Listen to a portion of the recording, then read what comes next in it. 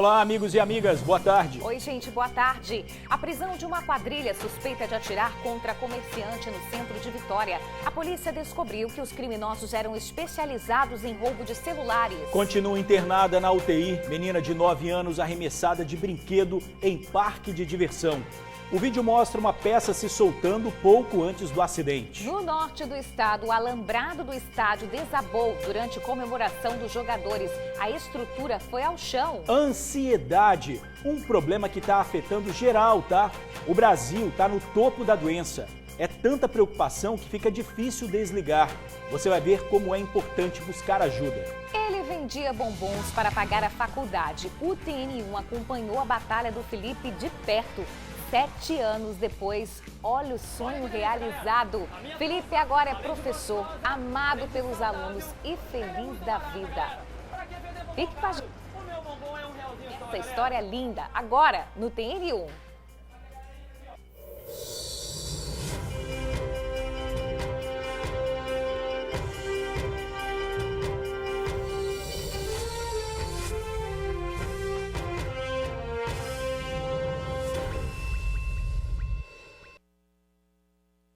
Meio-dia, 1 minuto, TN1 tá no ar falando da insegurança no centro de Vitória. Não tem jeito, né? Assusta os moradores, deixa os comerciantes no prejuízo. E a polícia, a gente prendeu criminosos que assaltavam ali na região. O bando agia principalmente em crimes contra lojas de celulares e chegou a atirar no empresário, no centro de Vitória. Vamos chamar a repórter Suzy Faria, que acompanhou a coletiva agora há pouco. Ô, Suzy, além desse assalto lá na loja do Martini no centro, essa gangue também agia em outros lugares aí de Vitória, não é? Boa tarde para você. Boa tarde, George. Boa tarde, Bruno e amigos do TN. Sim, George, eles agiam praticamente em toda a Grande Vitória. Realizaram 2 assaltos inicialmente na Mata da Praia. Um no dia 17 de março e o segundo no dia 7 de abril. 2 dias antes de efetuar o assalto ali no centro de Vitória, aquela loja tradicional ali do Martini. Os policiais foram buscar informações e acabaram descobrindo que era uma quadrilha formada por 5 pessoas, entre eles um adolescente de 16 anos de idade. Na questão aí do Martini, vocês podem ver, nós temos imagens que revelam que o bando, quando agiu, parou um carro perto da catedral. Andaram bastante, tentaram deschavar aí as câmeras que ficam ali no centro de Vitória, mas não conseguiram. O trajeto, as câmeras mostram exatamente todo o trajeto que eles fizeram até chegar na loja do Martini. O delegado Giano Trindade informou que nesse momento, quem entra ali na loja é o Emerson de Oliveira, de 20 anos de idade. Ele está acompanhado pelo vigia, o comparsa Bruno de Jesus Alves, de 22 anos, que fica do lado de fora, de camisa cinza, vigiando toda a situação. Ele, inclusive, avisa o Emerson quando o Martini se aproxima, ao ver que algo estranho está acontecendo, ao se aproximar da própria loja. Assim que o Martini tenta entrar para ver o que está acontecendo, o Emerson corre atrás dele e atira diversas vezes. É uma cena angustiante que a gente acompanha aí e consegue ver o que acontece. Na delegacia, ele fala para o delegado que não atirou para matar não, atirou para o alto, atirou para o chão, mas as imagens não deixam, deixam claro que a ação dele foi atirar, inclusive por uma segunda vez, viu?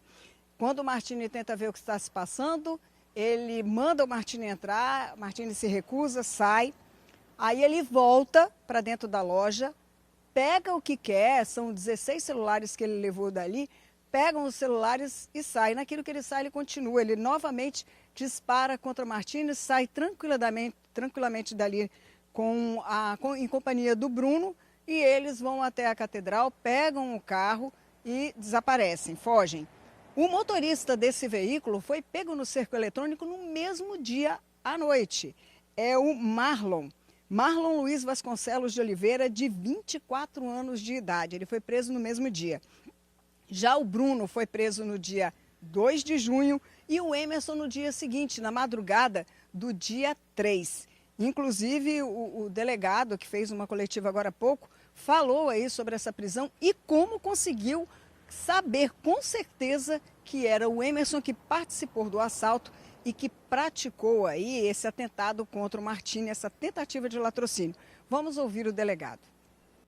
Importante destacar que o atirador, ele foi caracterizado e qualificado pela gente, porque nas imagens de vídeo monitoramento, em certo momento aparece uma tatuagem de rosa no dorso da mão desse atirador, e com base nessa tatuagem nós conseguimos chegar ao autor desses disparos, que foi preso na última sexta-feira, dia 3. É bom a gente destacar que no dia que efetuamos a prisão do Emerson, a companheira dele estava dentro da residência e nós constatamos que ela estava utilizando um aparelho celular, um dos aparelhos que foram roubados do centro de Vitória. A que ponto a gente chega, né? O ladrão, ele vai lá, rouba o cidadão, rouba o empresário e entrega o aparelho para sua companheira. Pois é, desses 16 celulares aí da loja, 9 já foram recuperados, 4 dos assaltos na Mata da Praia. Com as investigações, Jorge e Bruna, os policiais descobriram que esses 5 faziam parte de uma quadrilha que tinha como foco assaltar lojas de celulares, não se importavam em atirar.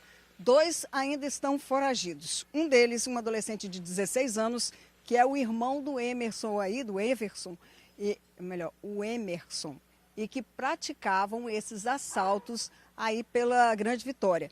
Todos os 2 moram no Morro da Conquista, onde eles acabaram sendo presos em casa na semana passada. Como eu disse, no dia 2 e no dia 3 de junho. George e Bruna. Ô Suzy, você também tem informações, a gente tem informações aí dos ataques dele em outras lojas, como você bem disse. Uma delas foi na Mata da Praia. A polícia já identificou quem compra esses aparelhos, Suzy? Olha, os policiais, George, não quiseram passar essa informação não, viu? Eles ainda estão investigando, eles ainda estão tentando chegar até os receptadores, que ao fazer essa compra também estão cometendo um crime, mas não quiseram falar sobre isso. Disseram apenas que aquele assalto que aconteceu há pouco tempo ali na Praia do Canto, na Rio Branco, ainda está sendo investigado, mas não teria a participação desse grupo. As investigações estão bem adiantadas e, de acordo com os delegados, podemos ter surpresa aí nos próximos dias. George e Bruna. Mercado de quem compra esses celulares, enfim, os equipamentos roubados é um mercado muito movimentado. A polícia realmente tem que estar atenta, porque é muita gente comprando produto roubado, né? Ninguém vai fazer isso só para ficar com o celular para ele, Exatamente. Né? Óbvio. Suzy Faria, obrigado aí pelas suas informações. Daqui a pouquinho você está de volta. Um jovem de 25 anos deu um tiro na cabeça durante uma brincadeira de roleta russa. Verino José Martinuso era morador da cidade de Brejetuba, região serrana do estado. De acordo com a polícia, o rapaz estava em casa na localidade de São Jorge com a namorada e outros 3 amigos. 2 deles não concordaram com a brincadeira e foram embora. Segundo a namorada, Verino já havia apertado o gatilho do revólver calibre 38 2 vezes contra a própria cabeça. Na 5ª vez, houve o disparo fatal. O jovem morreu na hora. Todos os envolvidos prestaram esclarecimentos na delegacia e foram liberados. O caso segue sob investigação da Delegacia de Polícia de Brejetuba. 12:10, continua internada na UTI a menina de 9 anos que foi arremessada de um brinquedo em um parque de diversão em Alegre, no sul do estado. Vamos chamar a repórter Vanessa Calmon, que traz mais informações, porque tem um vídeo, né, Vanessa, que mostra aí um pino se soltando pouco antes aí do acidente. Boa tarde. Tem um vídeo sim, George. Boa tarde para você, para a Bruna, para todo mundo que nos acompanha. Esse vídeo foi gravado por uma testemunha 2 horas antes do acidente. Era amigo de um pai de uma criança que usaria o brinquedo e acabou nem usando. Mas o vídeo mostra um pino se soltando de um dos assentos, estava exposto. E 2 horas depois aconteceu o acidente. O mesmo assento que se soltou do brinquedo durante o funcionamento seria o assento que esse pino estava se soltando no vídeo. Então isso chamou a atenção dessa testemunha que divulgou esse vídeo mostrando, né, essa questão do pino que estava se soltando ali do brinquedo. A Laura Serafim, de 9 anos, ficou em estado grave, inclusive ela teve que ser socorrida por um helicóptero do Notaer para o Hospital Infantil de Vitória. Ela segue internada aqui, de acordo com familiares, ela continua na unidade de terapia intensiva, né, na UTI.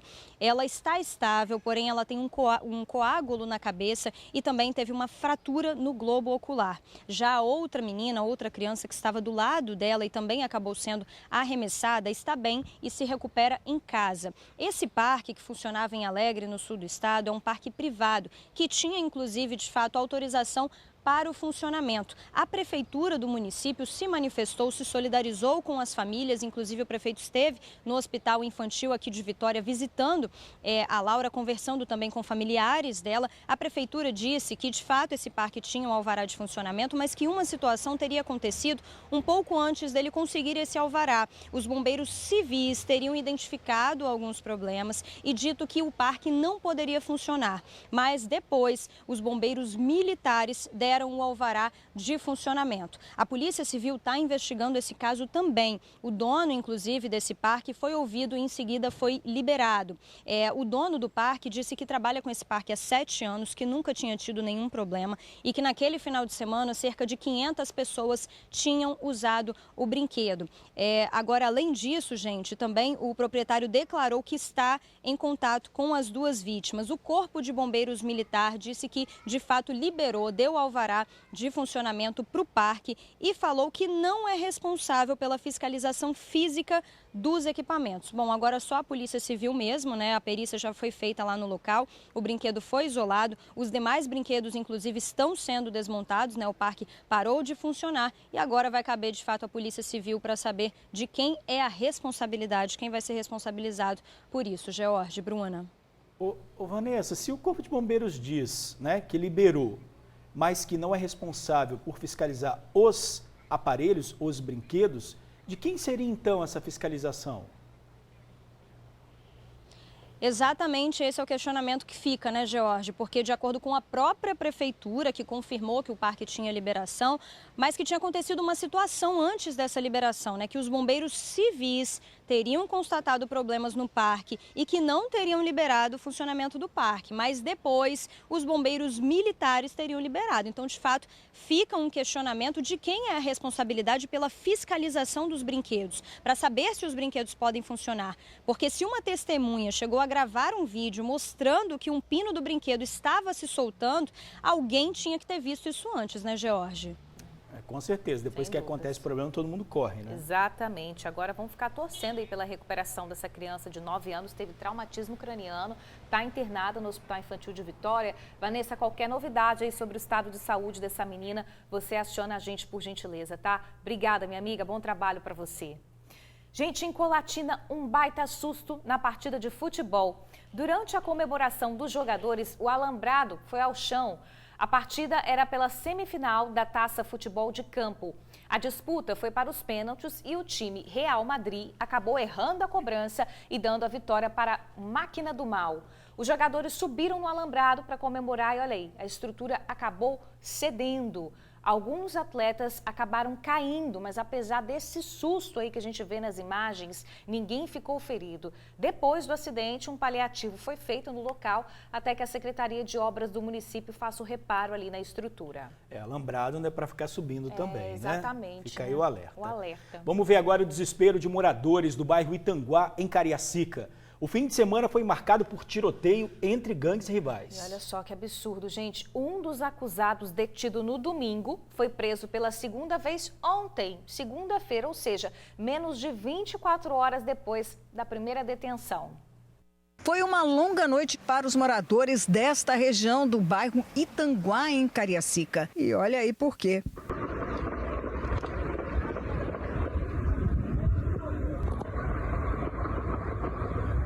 Pelas redes sociais, os moradores descreviam a quantidade de disparos efetuados na região, que durou mais de 20 minutos. Rapaz, eu nunca ouvi tanto tiro na minha vida que eu tô ouvindo. Tiro lá para baixo, assim, ó, parecendo fogos. Já escutamos mais de 300 tiros. De acordo com testemunhas, homens em 2 carros passaram atirando. Em algumas vielas, eles se dividiram e a pé saíram atirando a esmo.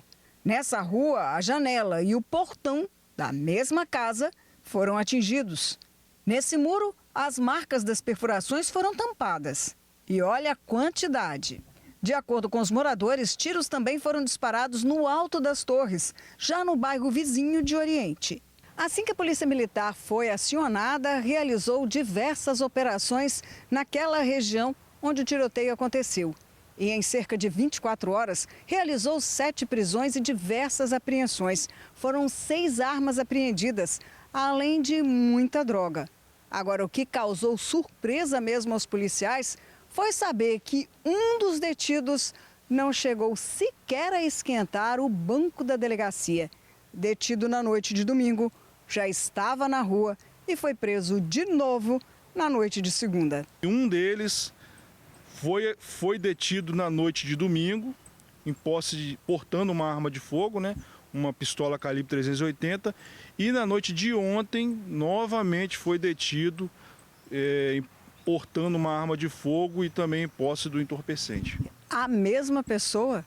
A mesma pessoa, o mesmo indivíduo detido na noite anterior, em menos de 24 horas foi detido novamente portando uma arma de fogo na região. Ao todo foram 6 detidos com esse material aí. 3 pistolas 380, 2 pistolas 9mm e um revólver. Muita munição também. Entre as drogas, papelotes de cocaína e cigarros de maconha. As operações na região devem continuar e a polícia espera contar com a ajuda da população para denunciar. Esse tipo de confronto, ele acontece geralmente porque grupos criminosos armados, eles se degladiam entre si, guerreiam entre si em busca do predomínio do seu grupo criminoso em determinado território. Nós, com apoio da população, vamos continuar atuando firmemente na região. A Polícia Militar está aqui para dar a resposta e dizer que não vai ficar impune. Difícil o trabalho da polícia com esse prende e solta, né? Então, preciso que denúncias anônimas sejam feitas. O cidadão pode ligar para o 181 e, claro, ajudar aí no trabalho dos policiais. Agora, 12h19, denunciou o criminoso e foi morto a pauladas. Esse caso, gente, aconteceu em Colatina. Suzy Faria já está aqui com a gente para dar mais detalhes dessa história. A Suzy foi um homem de 57 anos, né? O que aconteceu, minha amiga? Bruna, é uma história extremamente assim irreal. É muito triste saber e falar sobre um assunto desse. A vítima é Nilson do Amaral Gomes, de 57 anos. A polícia militar esteve na rua dele, no bairro Ayrton Senna, fazendo uma abordagem, depois de receber denúncias de homens armados ali na região. Enquanto a Força Tática estava abordando esses homens, o seu Nilson teria chegado perto da polícia e falado com eles que havia homens armados ali na região. Tão logo a polícia militar saiu, já que não encontrou nada com essas pessoas, o seu Nilson foi sentenciado à morte. Um grupo chegou até ele, desconfiado que ele teria passado informações para a polícia, e o espancou. Mas durante muito tempo, o espancou com pedaços de madeira, até que seu Nilson já não respondesse mais, porque não conseguiu se defender. Enfim, a polícia militar acabou sendo chamada de novo para essa rua, a Benildo Bragato, lá no bairro Ayrton Senna, e quando chegou lá viu que era exatamente aquele senhor que pouco antes tinha conversado com eles, apenas falando desses homens armados que estavam ali na região. A polícia já sabe quem foi, já tem inclusive a quantidade de pessoas que matou o seu Nilson por espancamento e está atrás deles. Inclusive, um deles seria um adolescente. Esse fato, como eu disse, aconteceu ontem à noite no bairro Ayrton Senna, lá em Colatina. Esse senhor, de acordo com as informações que a polícia recebeu, era deficiente mental. Portanto, era uma pessoa que não fazia mal a ninguém e foi morto dessa maneira, sentenciado pouco tempo depois, Bruna, de ter apenas conversado com os policiais. Mas vamos torcer aí para que amanhã a gente já dê uma boa notícia de que esse grupo foi preso e já está na cadeia por esse crime tão horrendo que eles cometeram. Bruna? Que a justiça seja feita, né? Que história triste de violência. Suzy, obrigada aí pelas informações, tá, minha amiga? Valeu, bom trabalho. Ele estava de boa no Espírito Santo, mas o sujeito é bandido da Bahia e perigoso. Ele foi preso em terras capixabas, onde levava uma vida normal à beira-mar. Jackson Vicente Pereira, conhecido como Jack Bombom, já vinha sendo monitorado e ontem acabou preso no bairro Olaria, em Guarapari. Ele estava armado. O criminoso, como eu disse, é da Bahia, responde por mais de 35 assassinatos. Uma das vítimas dele foi uma criança de 6 anos. Ela foi atingida por uma bala perdida durante um ataque comandado por Jack. O homem, segundo a polícia baiana, é líder de uma quadrilha composta por quase 50 bandidos. Ele já chegou a ser preso e, mesmo na cadeia, comandava as execuções. Ele deve ser transferido para a Bahia ainda essa semana. Agora eu tenho uma pergunta para você aí de casa e para o George também, que já está chegando aqui junto comigo. Você consegue se desligar aí das preocupações ou a cabeça está sempre fervilhando? Muito difícil, É difícil, né? Muito difícil. Muito difícil a gente relaxar de vez. Você aí de casa sofre por antecipação, às vezes por algo que ainda nem aconteceu. Olha só, são sintomas muito comuns de quem é ansioso. E tem uma variedade, né? Um contínuo aí dessa ansiedade. O Brasil é o país que mais tem pessoas ansiosas no mundo. Aqui no estado, só no ano passado, mais de 300 mil pessoas precisaram de atendimento especializado pelo SUS. E buscar ajuda é fundamental, tá, gente? A correria é tanta que não dá nem tempo de parar para dar uma palavrinha pra gente. Eu não posso, eu tô atrasada. Tá com pressa? O médico, tô. Mas finalmente, quando a gente consegue, não pode demorar muito não, viu? Tem que ser rapidinho. Eu não tô com pressa. Tá ansiosa agora? Ansiosa. Corre lá então.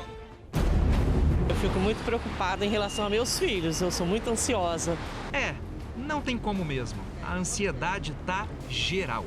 E a ansiedade tem um ranking, sabia? Agora adivinha quem é que ocupa o primeiro lugar nesse ranking? Brasil? Pois é, o Brasil. Infelizmente, no nosso país, quase 10% da população sofre com algum transtorno de ansiedade. Isso dá mais de 18 milhões de pessoas. Talvez você pense, mas eu sempre ouvi falar que o povo brasileiro é o mais alegre do mundo. Sim, é alegre, porém cheio de problemas pessoais e sociais que causam estresse. E se tem estresse, tem ansiedade. A pandemia, inclusive, piorou esse cenário. Mas quando a gente analisa o que a gente tem aqui, talvez em outras sociedades a gente tenha em outras proporções, principalmente as questões sociais. Então, a gente vive numa constante vigilância. A gente não consegue ir a todos os lugares, a gente vive tendo que tomar conta da nossa segurança 24 horas por dia. Então, isso gera um ambiente propício para a liberação de substâncias químicas que vão desencadear os transtornos ansiosos. E alguns chegam a níveis crônicos de ansiedade, como o caso da Raíssa, por exemplo. Ela descobriu que era ansiosa na adolescência e a ansiedade acabou virando síndrome do pânico. Depois que eu tive filho, eu tive depressão pós-parto, então isso juntou com a ansiedade e voltei a tomar medicação e continuei na terapia, que é parte fundamental do processo. Com o tempo, ela foi entendendo como lidar com esse turbilhão de sentimentos. Faz tratamento com base em remédios e está conseguindo, um dia de cada vez, aos poucos, vencer esse monstro. Hoje em dia está controlada, continuo na terapia, continuo fazendo uso da medicação e em algum momento eu sei que eu vou parar a medicação, a terapia eu não sei se eu vou parar, porque a vida é sempre uma montanha russa, né? De altos e baixos. Nós temos uma série de outras coisas que eu falo que são perninhas, né? O tratamento medicamentoso, ele é uma perninha. A gente tem atividade física, alimentação, uma terapia, ter um hobby, espiritualidade, dormir bem. Então, todas essas são questões que vão se somar à medicação. Não existe, gente, um remédio que vai resolver todos os problemas. O remédio, ele muitas vezes é necessário, mas ele é necessário como uma ajuda para que a gente consiga trabalhar o restante dessas perninhas para o nosso corpo e o ser humano estarem edificados.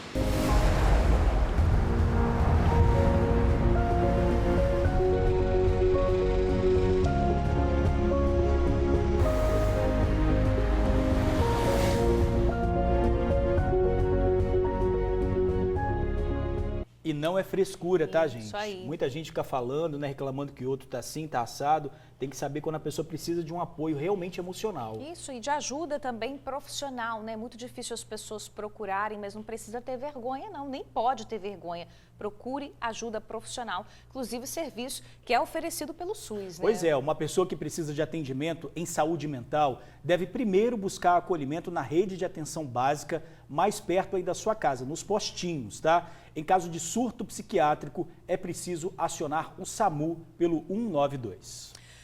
Um jovem suspeito de assassinar o padrasto a pauladas foi detido durante um jogo de futebol em Linhares. Edivan Monteiro Neves, de 24 anos, era procurado pela polícia por assassinar a pauladas o padrasto, um idoso de 75 anos. Isso aconteceu em fevereiro de 2020. Ele foi detido durante a partida de futebol quando estava na arquibancada. Durante a operação, os policiais atuaram disfarçados e prenderam também o Christian dos Santos, de 21 anos, que estava no banco de reserva, era jogador. Ele é suspeito de uma dupla tentativa de homicídio que ocorreu em abril deste ano, quando tentou assassinar pai e filho depois de uma discussão banal. Outros 2 homens também foram presos durante essa mesma operação e os detidos foram encaminhados para a penitenciária regional de Linhares. O motorista que atropelou e arrastou um ciclista no bairro Aribiri, em Vila Velha, ainda não foi encontrado. Pois é, gente, uma cena que chocou a todos nós, né? A polícia está investigando o caso e, claro, conta aí com a ajuda da população para tentar identificar o condutor que ainda bateu num poste e fugiu sem prestar socorro. Quem é o motorista deste carro? Essa é a pergunta de quem assiste as imagens deste atropelamento. Nas cenas, dá para ver o momento exato que o veículo prata, no alto do vídeo, bate primeiro em um carro estacionado. No veículo preto estava um bebê, exatamente onde houve a batida. O motorista que bateu ainda atropela um ciclista, que é arrastado pelo asfalto até ele conseguir escapar. Os clientes gritando para ele parar, e mesmo assim ele continuou. Foi uma cena bem forte mesmo, foi bem triste.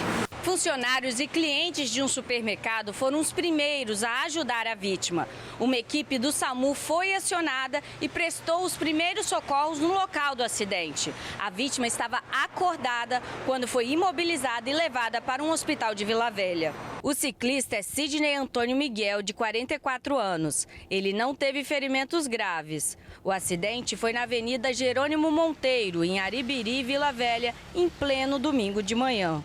Escutamos um barulho muito forte, né? Falei, gente, que barulho é esse? Como um carro assim meio desgovernado mesmo, como de costume sempre tem.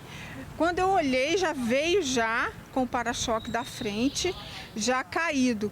E ele veio já em direção ao poste. Quando a gente olhou, ele já foi batendo de frente com o poste. A bicicleta da vítima ainda está no supermercado. Nela dá para ver as marcas do acidente. O capacete que o ciclista usava também ficou junto da bike.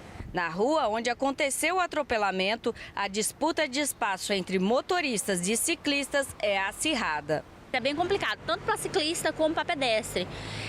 Por exemplo, mesmo agora eu estou vindo para trazer meu filho na escola, ele tem 12 anos, poderia estar vindo sozinho, né? Que eu trabalho um pouquinho longe, mas eu preciso trazer porque esse sinal que tem ali na frente, ele é muito ruim. Poderia ter ciclovia, se não tem, e passa muito carro. Os motoristas respeitam os ciclistas? Não, tem que ficar de olho, porque se dá mole, aí corre que ser atropelado. A bagunça do trânsito da principal rua de Aribiri é monitorada por uma câmera da Prefeitura de Vila Velha. A regra mais usada entre quem circula na região é cada um por si. Constantemente tem atropelamento, ou às vezes você está com o coração aqui na garganta porque toma um susto. E é isso, é bem complicado. O caso está sendo investigado pela Delegacia de Delitos de Trânsito e, por enquanto, detalhes sobre o assunto não serão divulgados. E você aí de casa pode ajudar, tá? Faça sua denúncia se você identificar pelo Disque Denúncia 181. Agora a gente vai mostrar o apelo de um amigo do TN, que é lá do bairro Cobilândia, em Vila Velha. Ele está relatando pra gente que as casas na região da rua Fluviópolis estão sem água desde domingo. Sufoco, hein? Vamos ver o vídeo. Se liga aqui a torneira aqui do lado de fora. Nada, não tem nada. Aqui é a rua Fluviópolis, a rua do pronto-socorro da mulher, né? O hospital da mulher, no caso. E existe uma obra no final da rua aqui. Não sei se tem alguma coisa a ver, se a obra rompeu alguma adutora, alguma coisa assim. Os vizinhos também não têm água e já está acumulando já muita sujeira na casa da gente. Eu tenho muitas roupas, a caixa d'água já não tem mais nada, desde domingo que tem faltado essa água aí. E a gente liga para a Cesan informa que aqui está sem alteração, que não existe nenhum problema aqui nessa rua.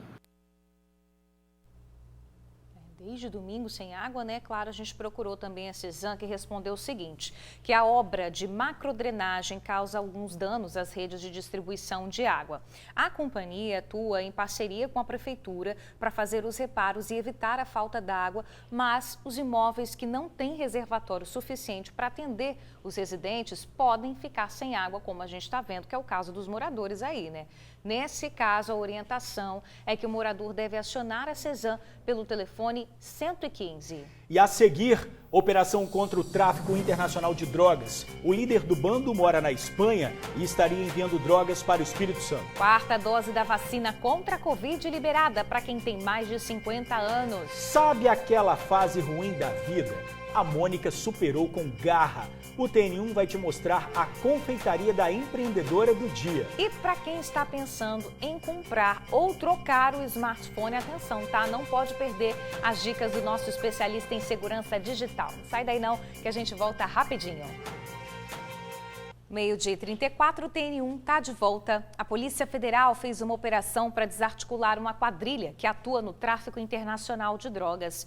Durante o cumprimento de mandados de busca e apreensão, a polícia apreendeu dinheiro, drogas, celulares e carros de luxo usados pelos integrantes do bando. As investigações apontam que a organização criminosa começa na Espanha, onde o fornecedor do haxixe mora. Os gerentes estariam em Guarapari e Cariacica, enquanto os distribuidores em Vitória, Vila Velha e Serra. A Justiça determinou o sequestro dos bens de 6 dos 15 investigados. O bando também estaria envolvido no esquema de lavagem de dinheiro. Agora a gente fala do combate ao coronavírus, porque está crescendo, tá, Isso gente? aí. 3 hospitais do estado já têm o medicamento para tratar a Covid aqui no estado. E diante aí dessa quinta onda da doença, né, que voltou a surgir, pessoas com mais de 50 anos já podem tomar a 4ª dose da vacina. Os pacientes internados com Covid já podem ser tratados com um medicamento próprio para a doença aqui no Espírito Santo. O remédio, chamado de baricitinib, está disponível nos hospitais da rede pública. O medicamento é indicado para pacientes que estiverem utilizando ventilação mecânica não invasiva. Os lotes do remédio foram distribuídos para o Hospital Estadual de Vila Velha, o Hospital de São José do Calçado e o Hospital Roberto Silvares, em São Mateus. O secretário de Saúde do Estado, Nésio Fernandes, disse que o governo estadual abriu processo para comprar mais frascos, pois o Ministério da Saúde não enviará novos lotes do remédio. O pedido de compra foi feito após um aumento do número de casos da doença. A situação já é tratada como uma quinta onda da pandemia. Na última semana, o Ministério da Saúde recomendou a aplicação da 4ª dose em pessoas com mais de 50 anos. Aqui em Vitória, 2.000 vagas foram abertas nesta segunda-feira para atender esse público. A expectativa é de que o reforço do esquema vacinal ajude a evitar casos graves da doença. Dados parciais mostram que 92% dos mortos de abril e maio são de pessoas que não completaram o esquema vacinal. Os novos casos de doentes já estão sendo sentidos nos hospitais. Na rede pública foram solicitadas 5 internações por semana em leitos de UTI e enfermagem desde o início da nova onda.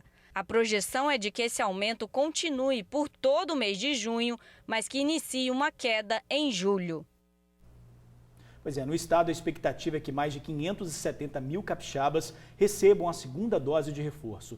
Já a máscara segue não sendo obrigatória, mas recomendada em ambientes fechados e também no transporte público. Importante, né? Importantíssimo. A capital do Espírito Santo, gente, abriu aí 2.000 vagas para a 4ª dose da vacina contra a Covid. A gente acompanhou na reportagem que essa fase da vacinação é voltada para as pessoas com mais de 50 anos ou para quem trabalha aí na área da saúde. Vamos fazer o seguinte, vamos conversar com a nossa repórter Vanessa Calbon. Vanessa, tem gente vacinando por aí, minha amiga? Boa tarde. Muito boa tarde, Bruna. Boa tarde para todo mundo aí de casa, para o George também. Pois é, tem muita gente vacinando até lá dentro, gente. A gente só não ficou dentro da unidade de saúde, até por uma orientação, né, da nossa coordenadora epidemiológica de Vitória, por conta mesmo de aglomeração. Já está começando a evitar isso novamente, porque os casos de Covid estão sim aumentando. Mas aqui na unidade de saúde do Forte São João, em Vitória, onde a gente está acontecendo vacinação.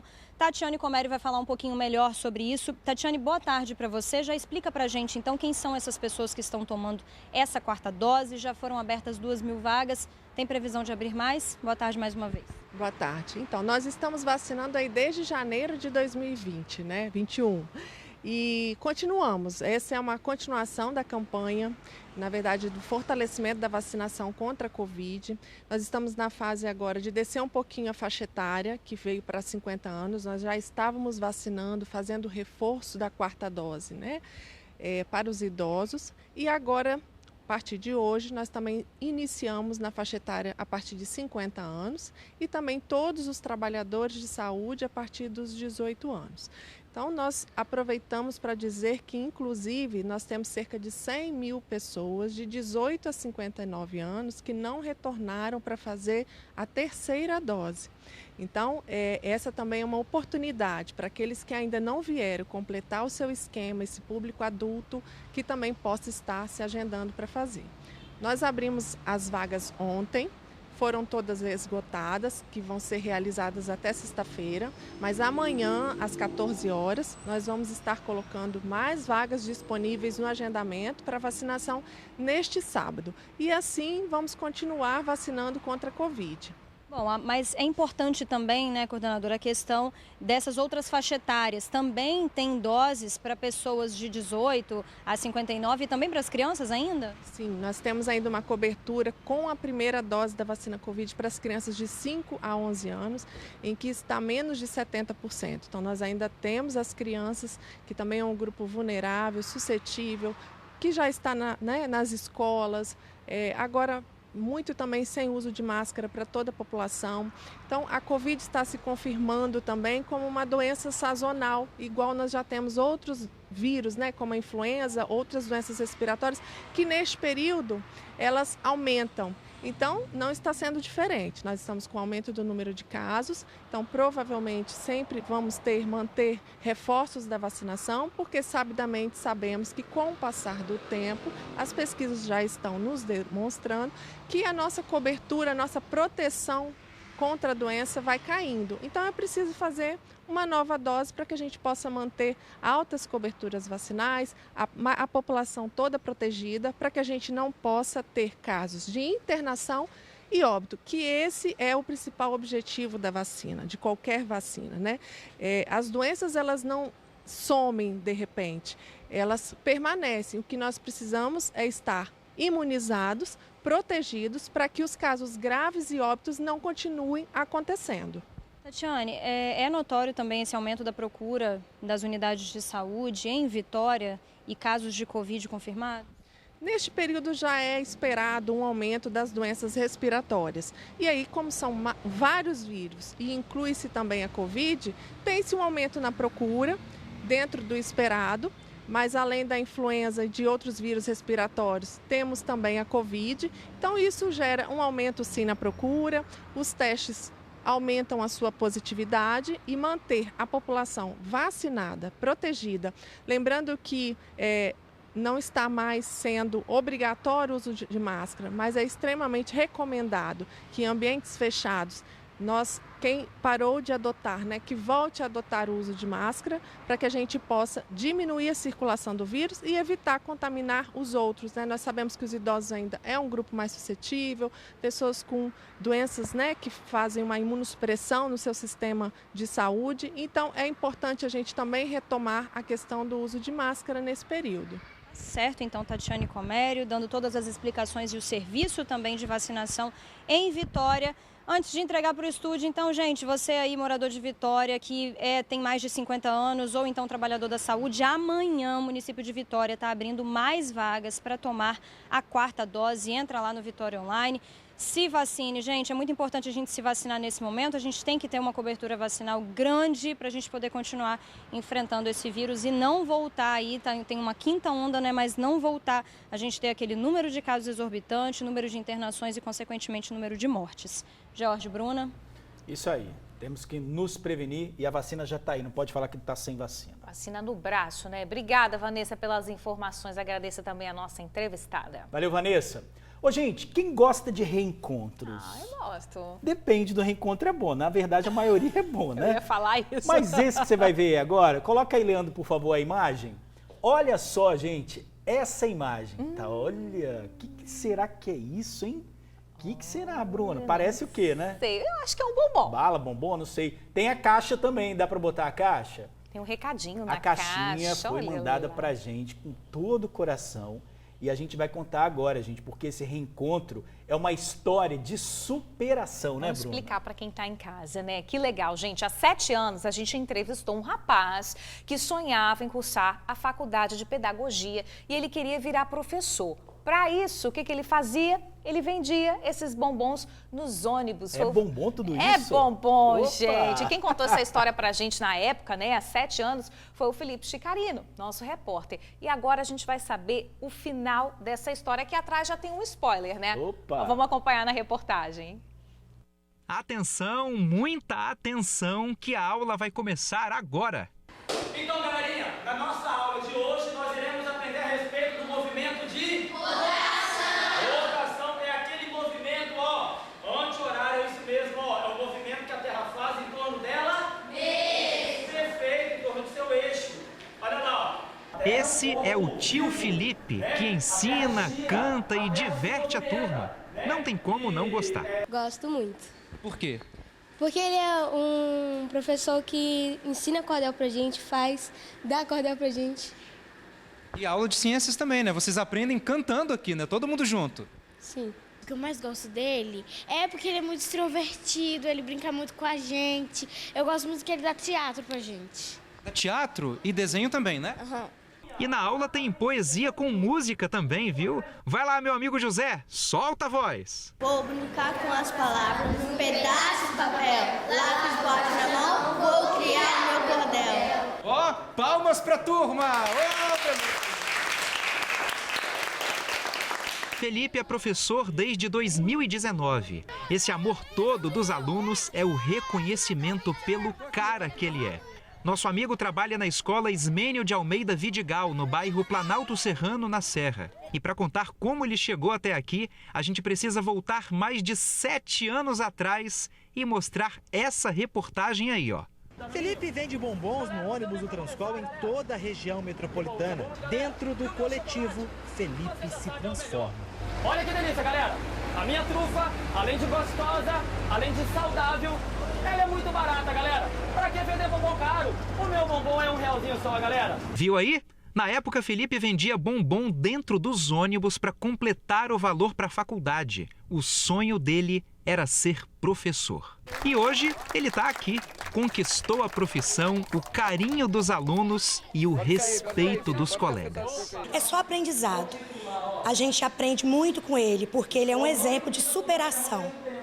E olha só o que a gente ganhou do tio Felipe. Olha aqui, ó, uma caixa de bombons que você vendia lá nos ônibus, né, Felipe? Para relembrar os velhos tempos, né? Isso aqui para mim representa uma história de superação, né? Uma história de superação por tudo que a gente passou, eu e minha esposa, com toda aquela dificuldade, vontade de desistir da faculdade, pela situação financeira. A esposa engravidou no meio tempo e os anjos aparecem na vida da gente e não é por acaso. E a TV Tribuna, de certa forma, há quase 8 anos atrás, nos ajudou, deu um empurrãozinho, divulgando o produto. Peraí, que agora eu vou mostrar uma curiosidade para você que está em casa. A gente está numa gravação do lado de fora da escola, eu vou mostrar um bastidor para vocês agora. Olha só a galera que está assistindo a gente gravar aqui, ó. Todos eles são alunos do tio Felipe. Na verdade, os nossos meninos, eles precisam de oportunidade. Na verdade, precisam de afeto. Galera, é difícil essa luta que é para a gente segurar essa peteca e realmente mostrar esse lado da superação para os nossos meninos. E se você tem um objetivo, uma meta, um sonho, o tio Felipe tem uma lição para te ensinar. Nada nessa vida é fácil. A vida judia muito da gente, mas ela também ensina, pode ter certeza, e me ensinou muito.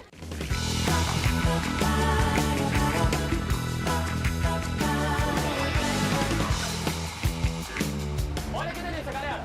A minha trufa, além de gostosa, além de saudável, ela é muito barata, galera. Pra que vender bombom caro? O meu bombom é R$1 só, galera.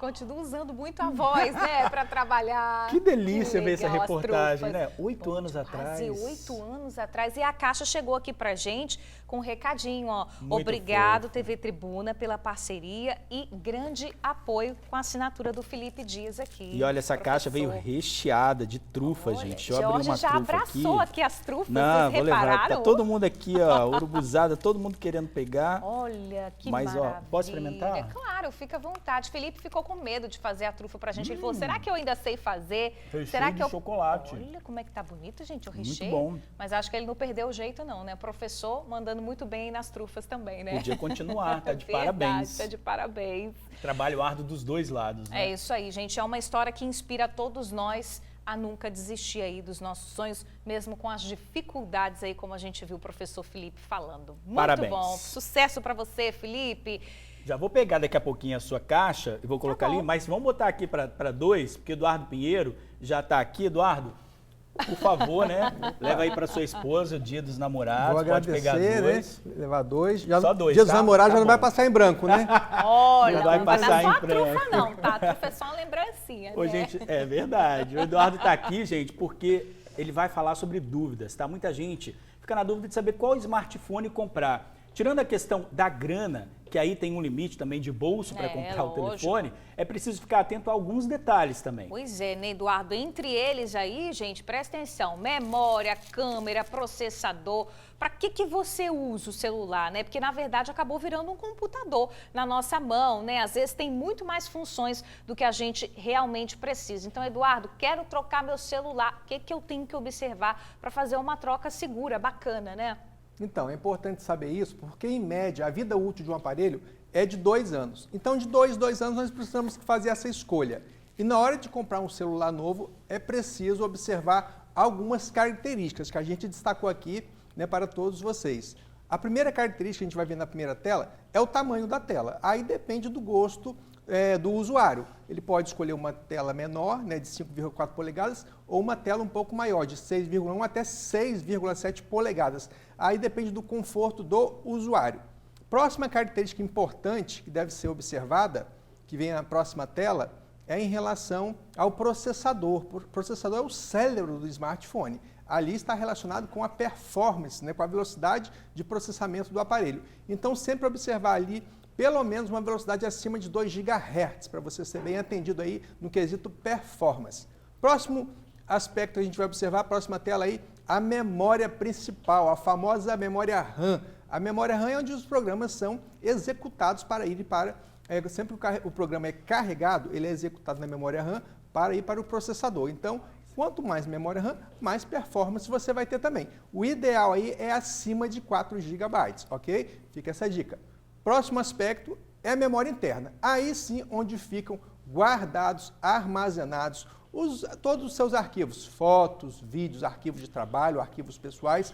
Então, quanto maior for a memória interna, né, melhor. Lembrando que aí a gente está indicando o mínimo de 64 GB. Mas é importante, gente, vale a dica, fazer backup, porque você pode correr o risco de perder o celular, né? Se é assaltado, se é roubado, aí todos os seus dados estão ali no celular, então não é seguro você manter tudo no aparelho celular. Outro aspecto importante, próxima tela, é a câmera de vídeo. Todo mundo quer tirar foto, hoje em dia todo mundo é, né, um cameraman, todo mundo quer ser um cinegrafista. Então, observar aí as resoluções. Existem as câmeras triplas e as quádruplas.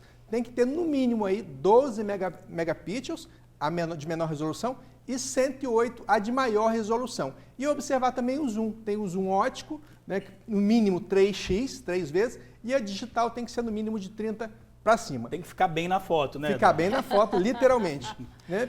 Agora, Eduardo, o seguinte, um monte de especificação, escolhi o celular que vai ser o ideal para mim, o que eu faço com o antigo, então, em relação ao descarte? A gente joga fora, tem gente que acaba guardando o aparelho quando não vende, né? O que a gente tem que fazer? Boa pergunta, Bruno. Isso é um grande problema da nossa sociedade, né? Desde 2010 entrou em vigor a Lei 12.305, que criou o Programa Nacional de Resíduos Sólidos. E no artigo 33, essa lei determina que os fabricantes desses eletrônicos têm uma política de descarte, que eles recolham esses dispositivos eletrônicos e deem um descarte seguro. Você pode entrar em contato com o SAC dos fabricantes e também das operadoras de telefonia. Se você não conseguir, pode entregar também numa farmácia onde é feita a coleta de baterias, né, e pilhas. Importante também ficar atento ao padrão de conexão, né, Eduardo? Boa pergunta. O padrão de conexão, estamos aqui nas capitais de todos os estados, estamos na iminência aí de adotarmos o padrão 5G. Então, quem mora em capital, a partir de setembro agora provavelmente vamos ter a conexão 5G, é velocidade mais alta, quase 20 vezes mais alta do que o padrão 4G. Quem mora no interior, aí por um bom tempo, talvez 1 ou 2 anos, pode manter a 4G por enquanto. Tá certo aí as especificações para a gente ficar atento na hora de trocar o celular. Valeu, Eduardo. Não come as 2 trufas não, tá? Dia dos Namorados garantido. Obrigado. Valeu, obrigado. Até semana que vem. Olha, banheiro unissex está proibido em Vitória. O projeto de lei aprovado pelos vereadores e encaminhado ao prefeito impede a utilização do mesmo banheiro público, tanto pelo público feminino quanto pelo masculino. Exceção apenas para estabelecimentos que comprovarem a impossibilidade estrutural de ter mais de um sanitário. O projeto seguiu para a sanção ou veto do prefeito Lorenzo Pasolini. Terça-feira, 7 de junho, veja os destaques do jornal A Tribuna. Vacinação a partir de hoje para quem tem mais de 50 anos. Na foto principal, atrações para curtir o Dia dos Namorados. PM abre hoje 1.052 vagas e vai lançar novo concurso em julho. Engenheiro é preso por agredir e manter mulher trancada por 4 horas dentro de casa. Tem também o cupom para concorrer a 5 smartphones. E veja ainda na edição de hoje, tratamentos estéticos mais indicados no inverno.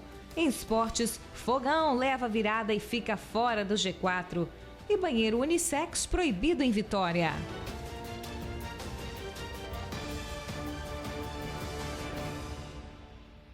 Como vocês viram em destaque do jornal A Tribuna, a Polícia Militar vai ter concurso com mais de 1.000 vagas e salários de até R$ 8.500. Então, serão aí 1.000 vagas para soldados combatentes, 30 vagas para especialistas do Hospital da PM e 22 vagas para músicos. Os interessados devem ter no mínimo 18 anos e no máximo 28. Também devem possuir ensino médio completo e carteira nacional de habilitação categoria B.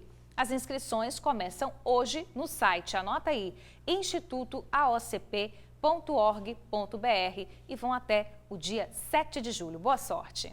O desemprego bateu a porta e junto com ele vieram os problemas familiares e também os problemas pessoais. Verdade, gente, mas na contramão da fase ruim, a nossa amiga Mônica decidiu se reinventar e foi no empreendedorismo, agarrei um pouquinho, que nasceu aí uma nova mulher. Vamos acompanhar na reportagem.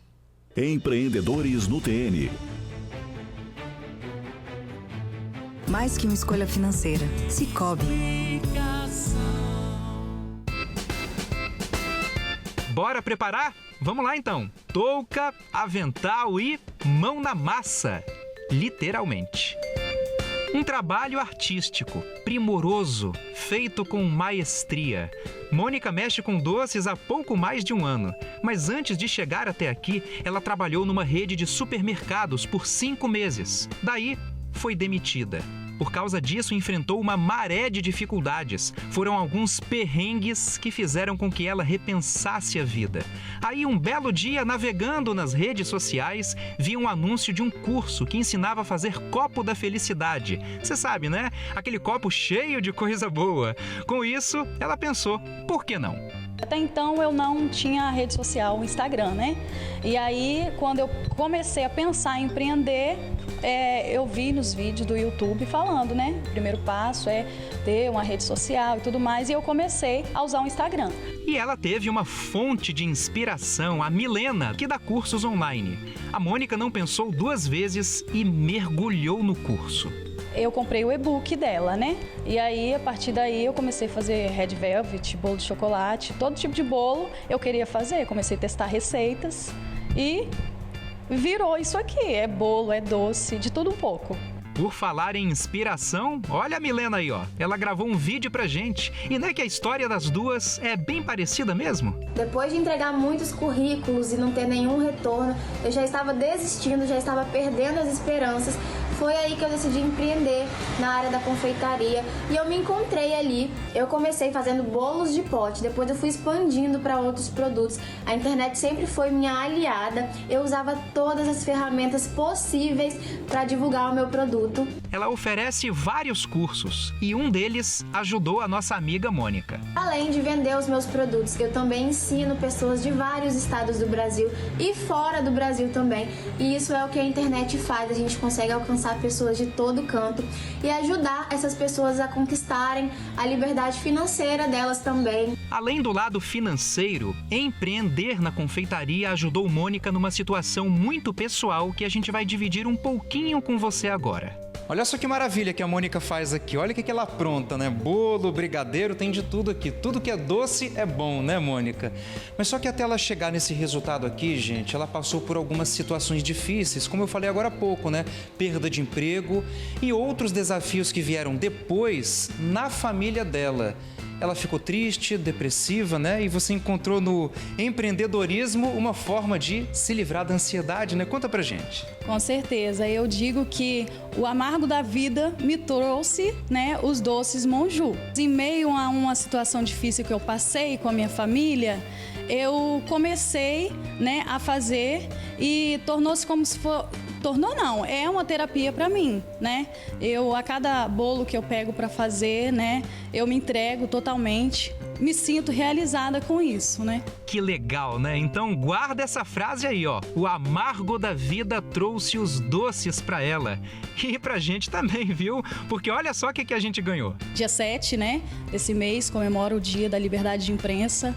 E é uma forma de carinho que a gente decidiu fazer para vocês esse bolo, esses doces, para comemorar esse dia de vocês. Vamos comemorar, bota aí, ó. Esse bolo é de propriedade de quem? Ó, do TN.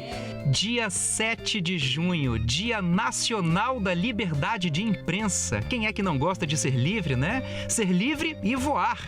Então, de Cariacica para o mundo, Mônica, da Monju Doces. Por falar em voar, é como se diz, foguete não dá ré. Um desafio atrás do outro, né? Empreender já é um desafio. E para uma pessoa ansiosa como eu, mas é gostoso. A gente supera o limite que a gente achava ter, né? Graças a Deus, eu tô vendo que o limite que eu achava ter, eu posso superar. Graças a Deus.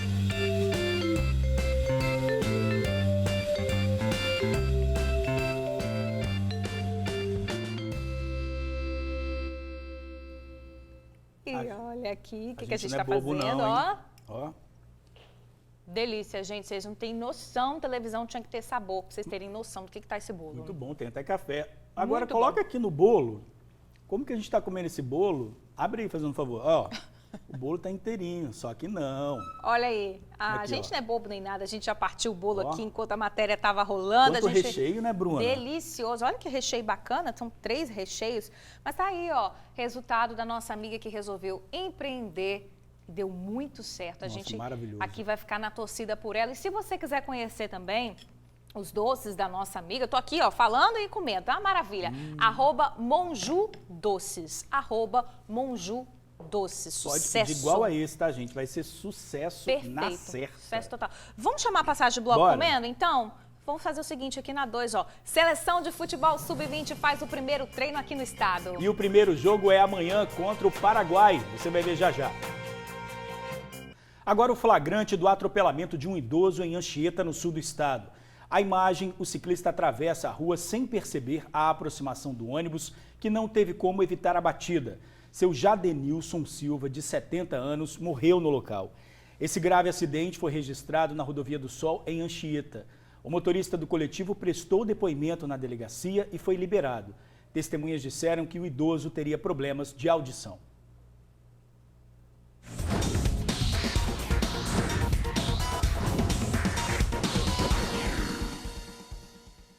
Agora a gente fala de esporte porque a Seleção Brasileira Sub-20 realizou ontem o primeiro treino em terras capixabas. O estádio Kleber Andrade foi o palco aí do bate-bola da garotada. E a equipe, Bruna, está no estado para disputar o torneio internacional Sub-20, que conta também com a participação das seleções do Paraguai, Equador e Uruguai. Os jogadores da Seleção Brasileira Sub-20 reconheceram o campo do Kleber Andrade em Cariacica e realizaram o primeiro treino antes do torneio internacional Sub-20 do Espírito Santo, que começa na quarta-feira. O time desembarcou no Espírito Santo no início da tarde desta segunda-feira. A disputa será entre as seleções do Brasil, Equador, Paraguai e Uruguai. O atacante Matheus Nascimento, de 18 anos, é uma aposta do Brasil. Ele já participou de 24 jogos da seleção sub-20 e marcou 17 gols. Bom, é sempre muito importante, né, estar aqui na seleção brasileira. É o máximo que o jogador pode chegar, porque quando está aqui quer dizer que você está em alto nível. Primeira vez no Espírito Santo, qual a expectativa? E tem algum time aí que você teme mais encarar? Não, é minha primeira vez aqui no Espírito Santo. Como a gente é a seleção brasileira, a gente vai para cima de todos os times e sempre o mais importante que é a vitória. Os jogadores da seleção brasileira estão hospedados na Enseada do Suá, em Vitória. E os jogadores do Equador, Paraguai e Uruguai também já estão no estado. E o torneio internacional Sub-20 do Espírito Santo vai acontecer na quarta-feira, na sexta e no domingo, sempre às 6 da tarde e 8h30 da noite. Os ingressos já estão à venda e os valores custam R$ 60 a inteira e R$ 30 a meia entrada. É possível comprar a meia entrada através do cupom publicado no jornal A Tribuna.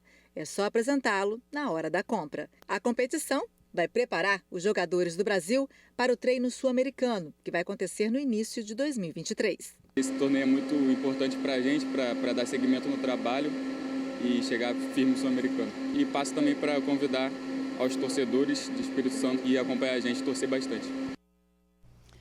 É isso aí, então, para você se programar, o primeiro jogo da seleção vai acontecer amanhã, às 8h30 da noite, contra o Paraguai. E como a Manu disse aí na reportagem, né, os leitores do jornal A Tribuna vão poder comprar a meia entrada. É só recortar o cupom e apresentá-lo no momento da compra nas lojas Muvon e Ademar Cunha. Muito bacana, né? Vamos torcer aí pela nossa garotada da Sub-20.